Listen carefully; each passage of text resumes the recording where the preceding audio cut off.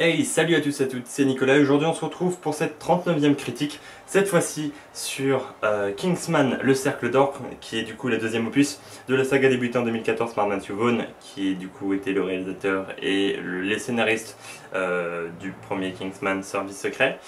Pour ce Kingsman, le Cercle d'Or, il revient du coup à la réa et au scénario. Voilà, premier opus que j'avais vraiment adoré, ce film est incroyable. Honnêtement, voilà, c'est un film qui me procure beaucoup de plaisir quand je le vois.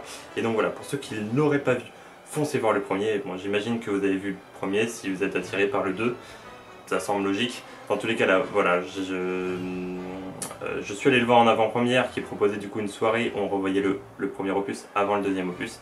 Et c'est vrai que j'ai toujours autant de plaisir à voir ce film qui propose plein de choses, qui innove pas mal au niveau de la mise en scène, etc. Bref, vous le savez comme moi, le premier opus est une très grosse réussite et j'avais beaucoup d'attentes envers ce second opus. Qu'est-ce que ça donne? Alors, on a un très bon casting, puisque, alors je vais prendre mes notes parce que les personnages, enfin les noms des acteurs, je les connais pas tous. On a Taron Egerton, du coup, qui jouait Exit dans le premier opus, qui revient pour le second opus. C'est normal, pour jouer le personnage principal. Colin Firth, du coup, qui n'est pas mort, comme vous avez pu le voir dans les bandes annonces. Mark Strong, Julianne Moore, du coup, que vous avez pu voir dans Jurassic Park 2, qui joue la meuf de Jeff Goldblum. Dans quoi il a joué d'autres? Je sais plus. Carrie la Vengeance. Je me souviens, oui. Dans tous les cas, voilà, c'est une actrice que j'aime bien, voilà, qui joue du coup la méchante du film. Après, on a Channing Tatum, du coup, que vous connaissez, qui a joué récemment dans Les 8 salopards. Et Pedro Pascal, vous connaissez pas de nom, mais c'est le mec qui joue Peña dans la série Narcos et qui a joué, je crois, dans La Grande Muraille, mais j'ai pas vu ce film, enfin avec Matt Damon, je sais qu'il joue dedans mais j'ai pas vu le film. Dans tous les cas, voilà, c'est un acteur que j'aime beaucoup parce que dans Narcos, je l'apprécie tout particulièrement. Et du coup, Jeff Bridges, je ne sais pas trop comment on le prononce, mais voilà, c'est un acteur aussi super connu. Voilà, donc un très bon casting, on en reparlera du casting après. Dans tous les cas, voilà, on a du beau monde pour ce deuxième opus. Avant de donner mon avis, je pense que je vais diviser la critique en deux parties, une partie sans spoil, une partie avec du spoil, je préviendrai. Dans tous les cas, pour la partie sans spoil, qu'est-ce que j'en ai pensé? Avis global. C'est pas ouf. C'est pas ouf. Et ça me fait chier de dire ça. Mais le film est pas ouf. C'est pas à la hauteur du premier. C'est à la cheville du premier, et encore, et encore. Le film est pas incroyable. Et ça me fait chier de dire ça parce que j'en attendais vraiment pas mal de ce film. J'attendais vraiment un deuxième opus qui soit encore plus foufou que le premier, un peu plus déjanté, avec encore plus d'idées de mise en scène, etc. Bref, je m'attendais à un truc encore, enfin au-dessus du, enfin pas forcément au-dessus du premier, mais qui est, pardon, dans la lignée du premier. Et j'ai pas ce que je voulais. Et ça me fait chier, ça me fait chier, ça me fait chier. Voilà, je vais revenir point par point là-dessus, mais globalement, ah, c'est pas ouf. Alors par contre, je vous arrête tout de suite, le film n'est pas une merde. Le film est loin d'être mauvais. Le film est un bon divertissement, sachant qu'il est plutôt bien rythmé puisque j'ai pas vu les 2h30 passer finalement. Mais il y a plein de problèmes et je vais revenir point par point parce que voilà, je sais pas trop par quoi je vais commencer. Mais voilà, il faut que je parle de certaines choses, c'est obligatoire parce que là il y a plusieurs problèmes qui m'ont dérangé pour ce long métrage. Par quoi commencer? Commençons par le casting, vu que j'en avais parlé tout à l'heure. Alors au niveau des personnages qu'on avait vus dans le premier opus, il n'y a pas de souci, ça fonctionne toujours aussi bien dans le deuxième opus, voilà, ils jouent bien, il n'y a pas de souci à ce niveau-là. Par contre, pour les nouveaux, du coup pour l'histoire, même si j'ai pas trop résumé parce que c'est assez compliqué de résumer l'histoire, en gros il va y avoir un problème à l'agence Kingsman et du coup ils vont faire appel à une autre agence qui est située aux États-Unis avec du coup d'autres agents, mais des agents américains. Et du coup parmi ces agents américains on retrouve Channing Tatum et Jeff Bridges qui sont du coup, je l'appelais Peña parce que du coup voilà c'est son nom dans Narcos parce que je me rappelle déjà vu de son nom d'acteur. Et je me rappelle même plus du nom du personnage dans le film. Mais du coup Channing Tatum et Jeff Bridges, ils sont sous-exploités. Ils sont sous-exploités, il y a un potentiel de ouf, avec, surtout avec le personnage de Channing Tatum, il y a vraiment... Il est sous-exploité. Et même le personnage de Jeff Bridges, on le voit quoi, 3 minutes, 10 minutes, non, peut-être pas 3 minutes, 5 minutes. 5 minutes grand max. Et voilà, vous faites jouer ce mec et vous le faites jouer 5 minutes. Channing Tatum, c'est un peu plus. Mais il y a un problème. Il y a un problème à ce niveau-là, il y a des personnages vraiment sous-exploités. Pareil pour le personnage de Julianne Moore. D'ailleurs, je vais vous parler du méchant, etc. Mais on le voit pas tant que ça. Et puis... Alors du coup, je vais renchérir, je vais continuer sur le méchant. Dans le premier opus, on avait Samuel L. Jackson qui incarnait un personnage un peu déjanté, un peu décalé, mais qui avait vraiment une certaine vision du monde, etc. Et il avait des motivations qui étaient plus ou moins crédibles. Mais du coup, voilà, je trouvais le charisme du personnage, je trouvais que le charisme du personnage fonctionnait plutôt bien. Et voilà, Samuel Jackson était parfait dans ce rôle-là. Là, Julianne Moore en méchant, ça marche pas, voilà quoi. Mais le personnage en lui-même du méchant, les motivations sont moyennes, enfin, tu dis d'accord, ok, mais... et puis, il n'y a pas de charisme dans le personnage, on voit qu'elle a une sorte d'univers à elle, etc. Mais je trouve que ça marche pas trop bien. Et voilà, le personnage manque de charisme. C'est pas Samuel L. Jackson, c'est pas le personnage de Samuel L. Jackson. Et moi ça me manquait parce que Kingsman c'était aussi c'était des agents bien stylés, qui faisaient des trucs bien stylés, mais c'était aussi un méchant assez drôle, assez décalé. Et là on n'a pas ça. Sachant que le film pourtant est beaucoup plus drôle, enfin se veut beaucoup plus drôle que le premier je trouve. Il y a beaucoup plus de choses comiques dedans que dans le premier. Mais du coup pour le méchant, non, ils se sont dit que voilà, surtout qu'il y a certains trucs comiques dans le deuxième qui fonctionnent pas très bien. C'est vraiment genre assez drôle, rigolez s'il vous plaît. Et voilà, bon, voilà, je vais pas trop m'attarder là-dessus, mais dans tous les cas, voilà. Au niveau du méchant, ça marche pas trop. Et c'est dommage parce que c'est quand même un point essentiel pour ce genre de film. Et pour faire la comparaison, même si j'ai pas le droit de faire la comparaison, prenez un autre agent secret, James Bond, et bah le méchant est quand même ultra important, aussi important que James Bond lui-même finalement, parce que c'est pour ça, là c'est la même chose, et du coup pour le personnage de Julianne Moore, ça ne fonctionne pas, voilà. Ensuite, je pense à un truc, du coup, je vais revenir là-dessus tout de suite.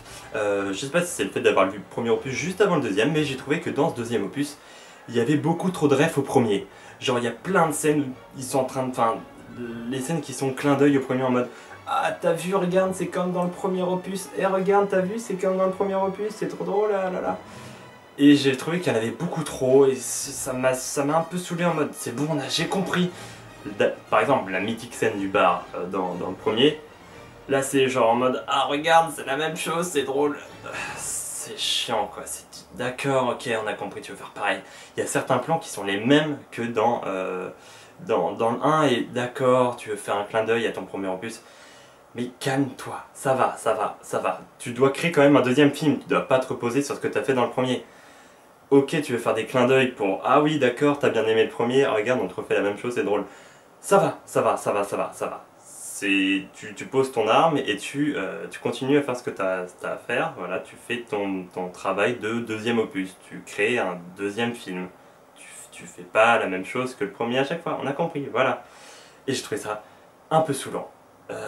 Assez gavant finalement, à force. D'ailleurs, je parlais de la scène du bar. Alors, dans le premier opus, il y a la scène du bar qui est incroyable. La scène de l'église qui est mythique. Et la scène de l'explosion des têtes. Voilà, je vais l'appeler comme ça pour ceux qui n'auraient pas vu le premier opus, comme ça vous êtes un peu dans le flou, et pour ceux qui l'ont vu, vous savez de quoi je parle. Qui est aussi extraordinaire. Là, il n'y a pas de scène mythique. Il n'y a pas de scène où tu t'es en mode ok putain c'est trop bien, c'est du plaisir, pur et dur. Alors il y a la scène finale, il y a la scène de fin qui est pas mal avec le dernier combat. Et je ne parle pas du film de Luc Besson MDR. Le dernier combat du coup qui est vraiment super sympa à voir. Mais sinon, c'est tout. Il n'y a pas autant de scènes... Enfin voilà, je suis désolé, mais du coup, le fait d'avoir revu le premier opus juste avant, putain, c'est tellement plaisant de voir ce genre de scène. Voilà, il y a des chaînes qui fonctionnent tellement bien, avec plein d'idées de mise en scène.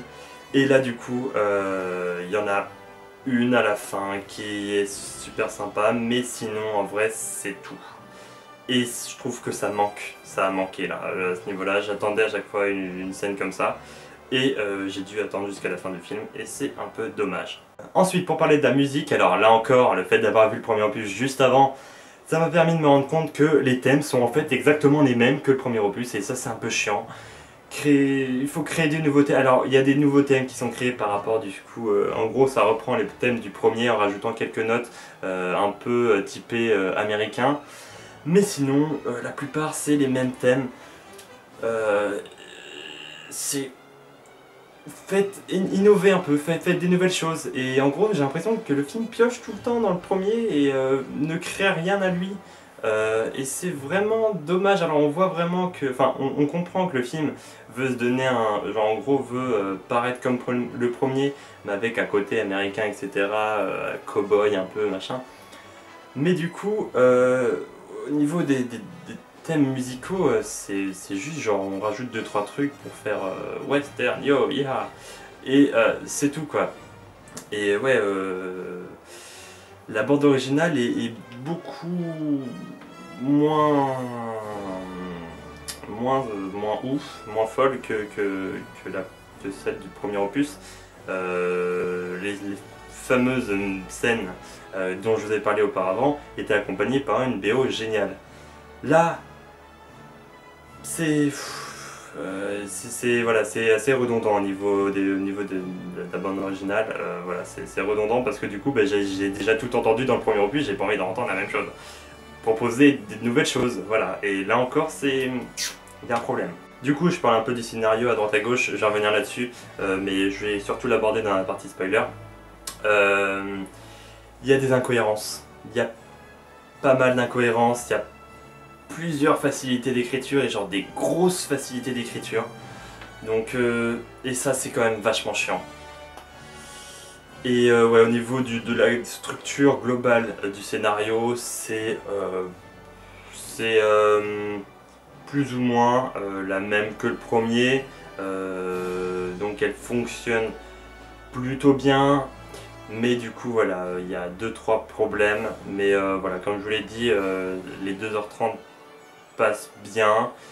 Et le tout est assez divertissant et propose des choses assez sympas. Du coup voilà, finalement à ce niveau là il n'y a pas trop de soucis. À part du coup les incohérences et les facilités scénaristiques. Mais ça du coup je reviendrai dans la partie spoil. Par contre, il y a un petit hommage à Indiana Jones. J'ai apprécié. Oui. Mais il m'a plu celui-là. Ouais. Ouais, je te le dis. Ouais. Je peux te dire qu'il était plutôt sympa celui-là. Ouais. Vraiment. Voilà, je vais pas trop en dire plus sur le film, j'en dirai de toute façon plus dans la partie spoil. Globalement du coup, allez le voir, voilà, c'est un divertissement plutôt sympa, même si voilà, sympa mais c'est pas ouf. Clairement je m'attendais à mieux, il est clairement pas à la hauteur du premier. Mais ça n'en reste pas moins divertissant, un divertissement plutôt sympa. On passe un bon moment devant le film, il y a plusieurs scènes qui sont vraiment cool. Et ouais, globalement c'est sympa, mais voilà, c'est ça, c'est sympa mais c'est pas ouf. Dans tous les cas, voilà, si vous avez aimé le premier, vous allez prendre plaisir à voir le deuxième. Ça va peut-être être un peu frustrant du coup par rapport à certains moments que j'ai mentionnés. Mais voilà, il y a des problèmes dans le film, mais du coup voilà, allez voir pour le plaisir et puis voilà, ou attendez sa sortie en DVD Blu-ray. C'est pas un mauvais film, mais c'est pas un film de ouf. Voilà, partie spoil. Bien, on rentre dans la partie spoil. Bonjour, bonsoir à tous. Pour ceux qui ont déjà vu le film, pour ceux qui n'ont pas vu, allez-vous-en. Allez-vous-en tout de suite. Du coup, pour ceux qui ont vu le film, je vais du coup décortiquer 2-3 incohérences et 2-3 facilités scénaristiques. En parlant de facilités scénaristiques, on va parler des personnages. Le personnage de Colin Firth et le personnage de l'espèce de larbin de Julianne Moore, qui est en fait l'ancien candidat dans le premier opus, enfin l'ancien candidat Kingsman dans le premier opus. D'ailleurs, je vais parler dessus dans le premier. Alors oui, il est pas mort parce que en fait, il a eu le bras arraché. Alors je sais même plus comment il a eu le bras arraché du coup. D'ailleurs, il l'explique pas. Parce que vu le fait d'avoir vu le premier opus juste avant, ça m'a permis du coup de voir sa mort et genre il lui met un 50 000 volts dans la gueule avec sa bague, puis ensuite il lui fait un coup de poing dans la tête, mais ça explique pas le fait qu'il ait plus de bras, du coup je sais pas trop. Ouais, je suis en train quoi? Depuis quand il a plus de bras? Attendez. Oh. Mais c'est même pas ça. C'est même pas de ça que je voulais parler. Mais du coup, je me rends compte que what the fuck. Mais dans tous les cas, alors oui, il a été assommé. Du coup, sa tête n'a pas explosé comme les autres.